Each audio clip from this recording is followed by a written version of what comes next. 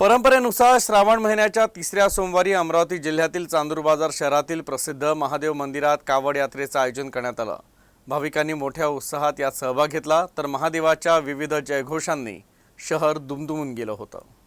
अमरावती जिल्ह्यातील चांदूर बाजार शहरात दरवर्षी श्रावण महिन्यात तिसऱ्या सोमवारी कावड यात्रा काढली जाते।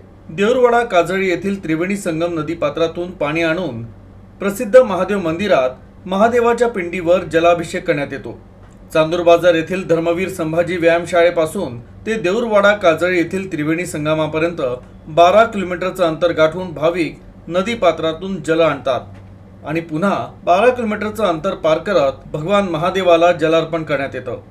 दरवर्षीप्रमाणे यावर्षी देखील भाविकांचा उत्साह शिगेला पोहोचला होता। चांदूर बाजार येथील जयस्तंभ चौक, नेताजी चौक, महाराणा प्रताप चौक, गाडगेबाबा नगर, माळीपुरा, सरदार वल्लभभाई पटेल चौक या मार्गावरून ही कावड यात्रा निघाली।